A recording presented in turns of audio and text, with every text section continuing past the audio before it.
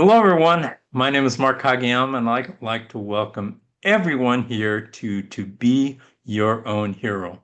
I'm a stage 4 prostate bone and lung cancer patient slash survivor. Been dealing with cancer since late 2020, early 2021. Doing very well. In fact, I was just talking to my guest, uh, Keri Darling, and I was telling her I just got stung by a bee, and so hopefully I'm upright throughout this whole interview. But the ironic thing about getting stung was one of the members of our cancer conquering community group sent me an article about how bee venom can help with cancer. And she was saying, "Gosh, I want to get stung by a bee." And I'm thinking, you could get stung, that's fine. And then that was this morning. And then I get stung today. And what happened was is I've been dealing with some red ants in the back, and so I was turning over the soil. And then I came in to get ready for this interview, and I reached back to the back of my head because I heard something buzzing, and all of a sudden, bam, I got stung by a bee. So uh, if I keel over by chance, then you'll know the reason why, but I will be fine. But I am so excited for our guest today. She is a regular member of our Cancer Conquering community, a fantastic person who I'd like to introduce to you at this time. So, Keri Darling, please introduce you. Doesn't she have a great name? Please introduce yourself and tell us a little bit about who you are. Well, thank you, Mark. I'm so glad to be here. I'm so excited. I'm new to Cancer Conquering Community. I'm new to cancer. This is a new journey for me. It is a journey that, for myself and my husband, has changed everything. Really, we have come to understand that sometimes the worst thing that can happen to you can be the catalyst for the biggest change. And and that's so important. And attitude is just absolutely everything in how you approach life and how you do the day to day and the small things. It just makes such a difference. So but I am a resident of Aurora, Colorado. I live here with my husband and our rescue dogs. We rescue dogs and cats and sometimes fish, but that's another story. But and I am working through my cancer journey. This is really new to me. So So tell us how your cancer journey started. What led up to your diagnosis, Carrie? sure, of course. Interestingly enough, end of 2024, beginning going into 2025, I had been working like nonstop. I was working 7 days a week, 14 hours a day. I was burned out. I was depressed. I was anxious. I was going through mental health issues. At that point, I went out. I went out on FMLA from my job for 3 months to try to take care of those things. In March of 2025, I found a new job. So I was excited to start a new job just as I was coming off of FMLA. That was the beginning of March. And at the end of March, on a Friday night, I got out of bed and collapsed and hit my head and ended up going to the emergency room. They did a whole bunch of tests trying to find out what had happened, why I had passed out, why I had collapsed, and they didn't ever figure that out. What they did find out, what they did come in and tell us about halfway through our ER visit was they said, we need to do more tests. We found a large mass on your pancreas and we're very concerned. So that was shocking news. And of course, we did what normal people do and we started Googling at that point.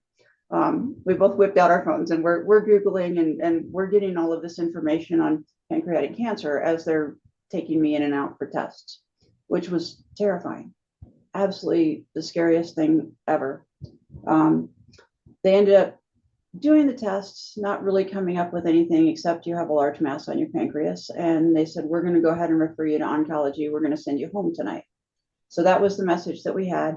As we were walking out of the emergency room, I said to the nurse, I said, look, you don't understand this. This just doesn't work for me. We can't do this. I said, I'm losing my health insurance next week and this just isn't going to work. And she said to me, the last thing the nurse said to me on our way out the door was, you need to sign up for Cobra, which was the best advice that we got probably through our whole entire journey. So we came home. I did sign up for Cobra. They reached out to me. They scheduled a esophageal ultrasound and went in and did a biopsy in probably 2 weeks later. I was sitting in my office at work. They called me, a nurse called me and said, I just want to let you know that you have lymphoma. And I said, you're telling me that I have cancer? And she said, yeah. She said, but it's the good kind. So if you're going to have cancer, this is the one you want. You have the good kind.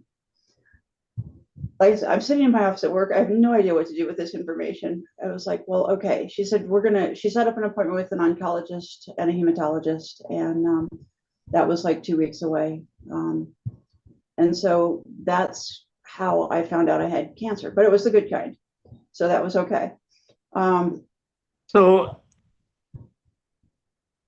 I've heard that a couple times before over the years. So how did you grasp having the good kind of cancer? What was going through your mind, when somebody tells you that? And I think that is a total misnomer, but what are your thoughts? Yeah, I don't know that there is a good kind of cancer. I just don't know that there is. I 1,000% agree with that. You know, Cancer is cancer, and I wouldn't classify it as good, bad, or ugly. It is what it is. it absolutely is. Yeah. And yeah, I don't agree with that, but I know now in retrospect I get where she was coming from. So, it wasn't pancreatic cancer, so the prognosis was much better. I was ultimately diagnosed with stage 4 non-Hodgkin's follicular lymphoma, um, which is incurable, but not untreatable. So that was a much better option at that point. When we thought I had pancreatic cancer, Mark, I think we went through the stages of grief multiple times in like a 2 week period in our house, and that was terrible. It was just the scariest thing. And it's like, who do you call? Who do you tell? What do you do? I don't know. I've never done this. So to hear that it was non-Hodgkin's lymphoma was a little bit of a relief. They gave me 3 different treatment options. We selected a middle of the road. Rituximab and bendamustine is the treatment that I've been on since May 7th, I believe. I'll be having my last treatment at the end of this month. They did a PET scan a few weeks ago and came back and said everything is working beautifully. There's no evidence of active cancer in my body at this point in time. So the best possible news that we could have gotten. Will it come back? I don't know. I don't know. I will tell you that it has changed everything. It has changed everything that I thought that was important is not important. If you're not focused on relationships and you're not focused on people and experiences, you're just looking at the wrong things. And I was focused on work and how much could I do, and how long could I be away from home, and so it has changed everything. The job that I had, I made the decision back in July to quit the job. I'm going to be one of the great things that has come out of the cancer conquering community is I met a wonderful human being who is now, as a result of her cancer journey, she is an author and a speaker and a cancer coach. And so that's something that I'm working on now, is going through that same program. And I'm hoping that one day I'll be able to help other people. But that was, one of the things that my husband and I really had to think about was, what are we going to do with this? Now that we have it, now that we're here, we can't change that we're here. So what do we do with this? And how do we take this and make an impact on other people? How do we take it and make it into something good? So that's our goal. That is a great goal. I love to hear that. And let's go back to more of the beginning. Uh, Aside from your husband, who is a part of your support group going through this? Well, aren't support groups funny when you have cancer? Isn't that an interesting? That's such an interesting question. Well, yeah, I'm mainly talking about immediate family, close friends, things of that nature. So we have a very small circle. We have a very small circle. My dad is here in Pueblo, Colorado, about 2 hours away. My mom is back in South Carolina. My son is also in South Carolina. So that's all the family that we have. A close friend of my dad's we consider family. And then we have, a small group of friends, just a handful of friends. And what's so interesting to me um, is that some of the people that we were really close to kind of disappeared. And I know now that that is a normal thing. Right. Some of the people that we were kind of close to, but not really, have become really good friends. And we're there at the hospital and, are the ones who are still calling every couple of weeks. So that the changes there have been just incredible to watch and to see. It's amazing how that happens. The people that you thought all these years have your back Yes. sometimes turn out to be not be the case. And I think a lot of it is because of fear, lack of education, not knowing uh, about cancer. And I also think some people think that cancer can actually be transmitted Do you from think so? person. I do. I That's do. interesting. Yeah, that I just have come to that conclusion because, why else would a close friend n not want to associate with their close friend Right. who has cancer? Um, I don't know the answer, but I think that could be a possibility. Well, and it's so funny, and I've thought about that a lot. I thought about that a lot in the beginning, as the relationships changed and as our circle changed. It's like I don't know what they expected to happen. I don't know what they thought was going to happen or what they were anticipating was going to happen. You know, for me, this has been. It sounds crazy to say it, but it has been a positive experience. Somebody said to me how sorry they were, and I really sat with that and thought about it. And I thought, I'm not sorry. I'm not sorry because I'm in a place where I never would have been. I'm doing things that I never would have done. So yeah, cancer has changed everything, but they're good changes. They're good things that have happened. But I don't know what people expected, and not everybody sees it that way, and I get that. I have a friend whose mom is going through cancer right now, and she's just really struggling. I mean, she's crushing the chemo, she's just beating the treatment, she's doing fantastic, but mentally she's just really struggling, and emotionally she's just really struggling. So not everybody sees it that way, and I don't know if that's part of that fear that friends and social support have at that point. The other thing that is funny is I remember thinking when I got diagnosed, I thought, well, I don't look like I have cancer. And then I thought, what a dumb thing to think, because what does that look like? And then I learned the statistics, 1 in 2 men by what is the age? By age 50, Hmm. will have some form of cancer, 1 in 3 women. And it's like cancer doesn't look like something in particular. It just is what it is. Knowing those statistics now. So, but what a funny thought to have. It's like, I don't look like I have cancer. I can't have cancer. That doesn't make sense. So, The thing about cancer in people, there are all kinds of different cancers, and there are also all different kinds of people. thank goodness, right? Right, right. And people come in millions of forms.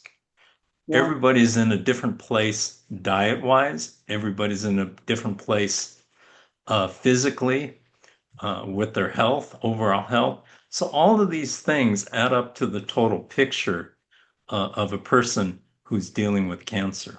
The person who is in better shape, has a better diet, tend to do better overall, as opposed to a person who's been already dealing with another health situation. I'm, in fact, I just got a message from someone, and he's dealing with obesity and uh, diabetes, um, prostate cancer. I mean, he's Wow. got a slew of things, and so Yeah. all of these things play into the situation. So that is why cancer affects everybody differently. And what drives me crazy is, the regular medical system, it's always one size fits all. And Yeah. and that's not what people are. People are all different, and they have different needs. And so it's a shame that on the average, doctors can only see a patient for 15 minutes. Mhm. And the question that I always ask everybody is 15 minutes a sufficient amount of time to deal with somebody who is dealing with facing a life-threatening situation? Yeah. And ask yourself that, how much can they really get to know a person in 15 minutes? Yeah, it's Not not that enough time. much, It's not enough time. And I'm right? I'm I'm very fortunate because I have a great oncologist, and I had gone to him and I had said, I'm looking at all of these alternative therapies and treatments, and what he told me was, he said, we won't tell you not to do that. He said, because that to us is an indicator of someone who is going to survive. That is a great doctor who's Absolutely. somebody who's willing to say something like that, and it's the truth. It's the people that are searching and are hungry for uh, solutions uh, to cancer that are the ones that make it. Yeah, absolutely. And it's learning to advocate for yourself is its own process, and that is something that I had never done before. And learning to have your own voice and say, yes, this is okay, this is not okay, or this works for me, or this doesn't work for me. I mean, that's so important to be able to do that. And I think it's important, maybe part of what I'm hoping that I'm going to be able to do is be that voice, or help people find that voice so that they can do that for themselves. Because that's something that was missing, I think, in my journey. I just, I'm inherently a solutions person. Um, you're gonna, when they told me there was a choice, you might survive, you might not. I said, that's not an option. That's that's what's going to happen. Um, we will beat this. We will beat it well, and that's what we're going to do. But I don't think everybody knows that. So, I'm hoping that that's part of the message that I will take from this and take with this, and hopefully impact somebody else down the road. So it's going to be an interesting thing. I'm definitely working on the new me. Um, Definitely a work in progress. I'm certainly not there yet. Learning so much about nutrition and exercise and all of those things. Um, Cooking at home and eating at home, and things that I never did before. But oh gosh, I think chemo brain, I got lost. I don't know where I No was going. problem. It, you know, it's so important and you brought up a great point. It is the new you. Yeah. Even today, I'm still hungry for knowledge. I still want to learn because there are things happening. Just for instance, what I was sent today about the bee venom. I hadn't heard that before. And then I got stung by a bee, which was an added bonus, which I was not expecting. But having the open-mindedness and the willingness to learn, because I think that's one of the reasons why I'm still here, is because I was hungry for solutions, and I wanted to effect that myself because my oncologist told me, she said, your cancer is so bad I can't cure you. So I said, okay, I'm gonna, have to find a cure on my own, which Right. is what I did because I'm still here. Now, what's interesting is I've done a lot of things. As a totality, I know what I do and what I've done, it actually works. I can't pinpoint what each individual thing does. It just I don't have the answers for that.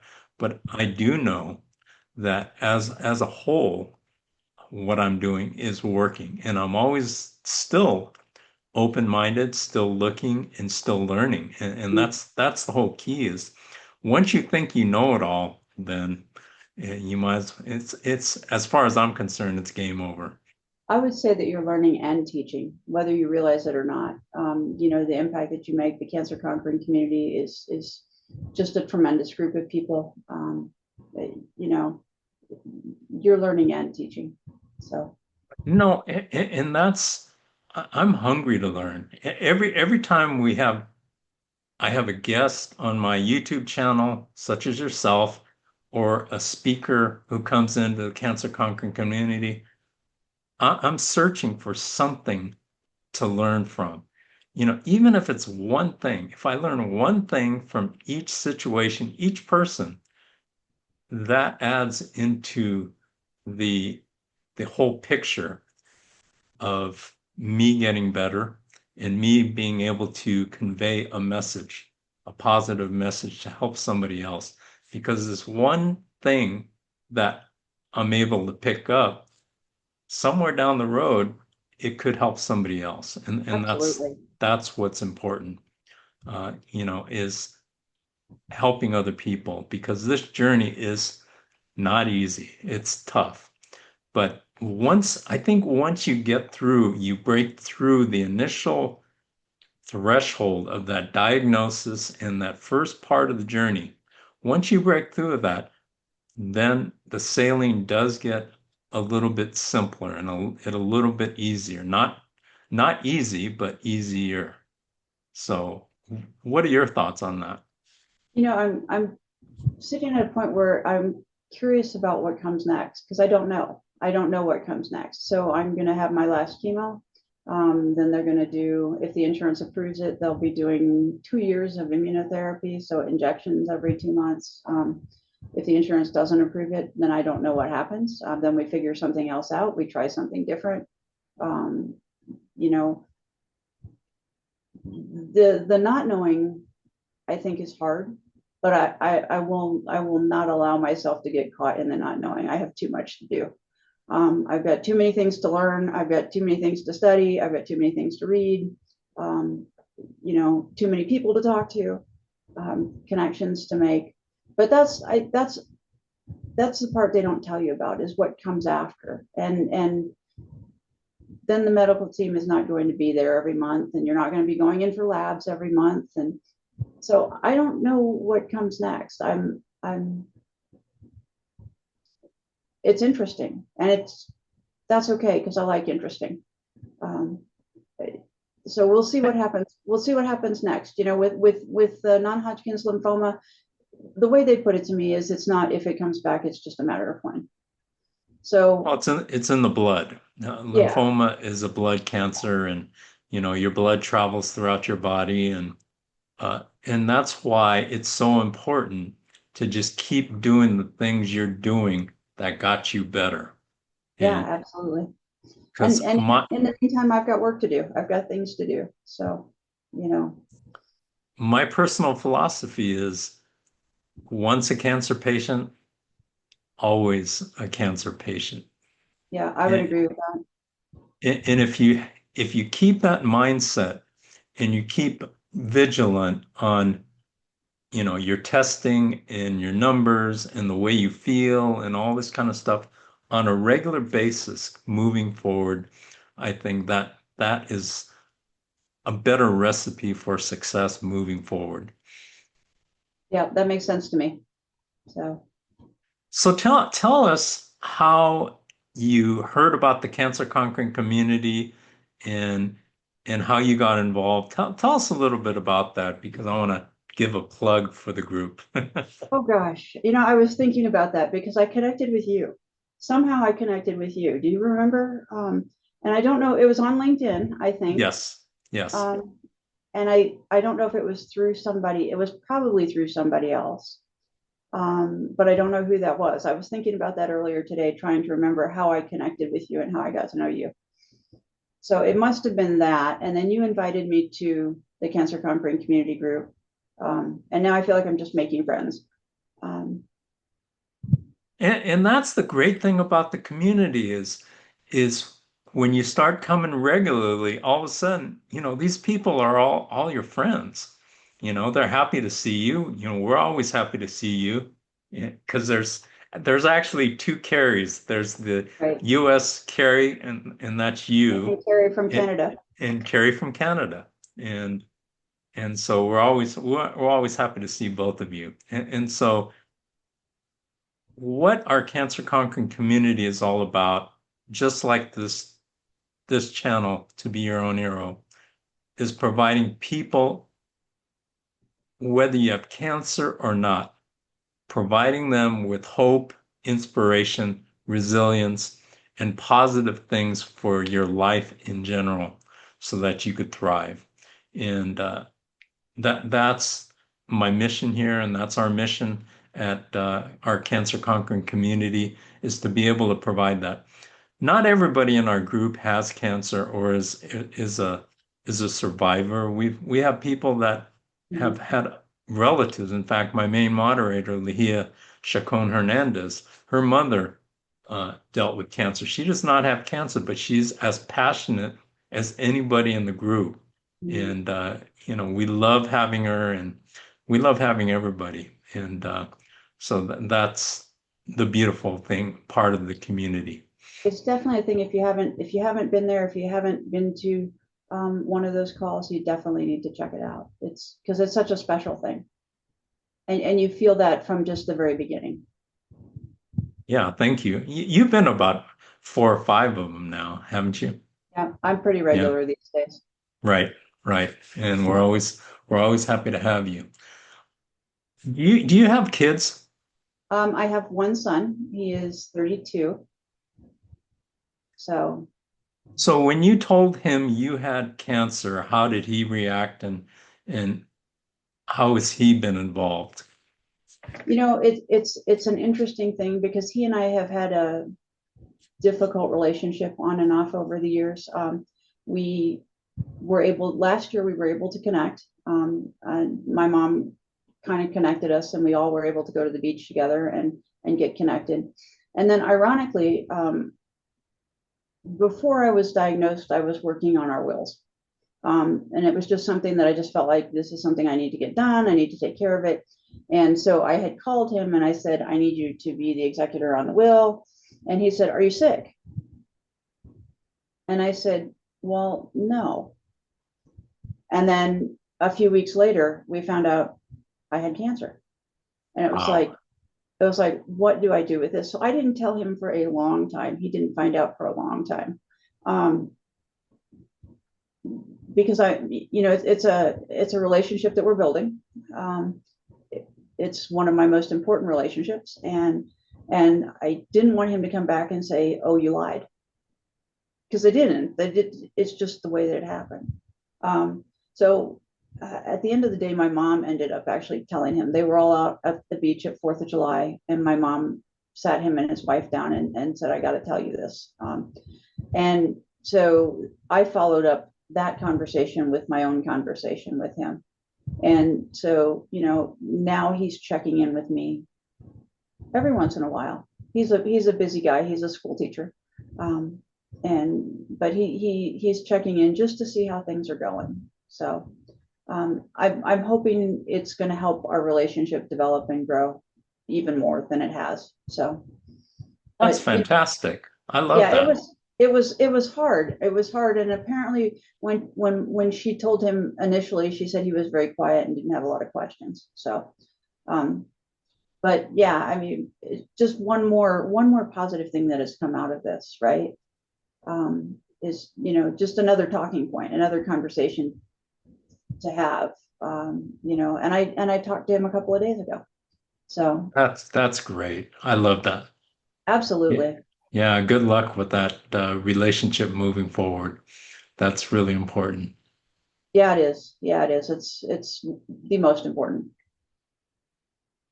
What would you like to leave with our audience as a final thought? And then I have one more follow-up question for you. Okay. I think I would go back to what I said at the beginning. Um, Sometimes the worst thing can be the catalyst for the best change. And truly, at the end of the day, attitude is everything. It matters. It makes a difference. It really does. I don't know why, but it does. So,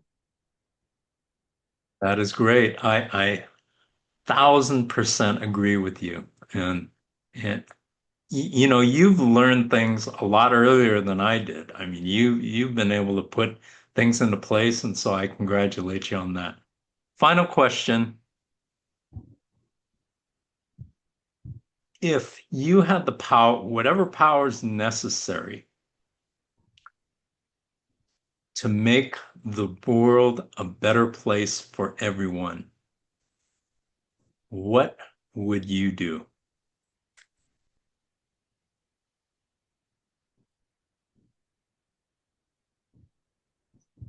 I think I would find, I know I would find some way to connect people. There are so many lonely, alone people that are out there that just don't have anybody. Um,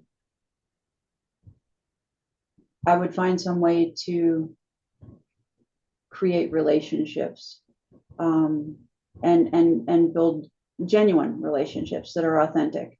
Um, you know, because that's what we need. That's what we need as people. Community is so important. It makes all of the difference in the world.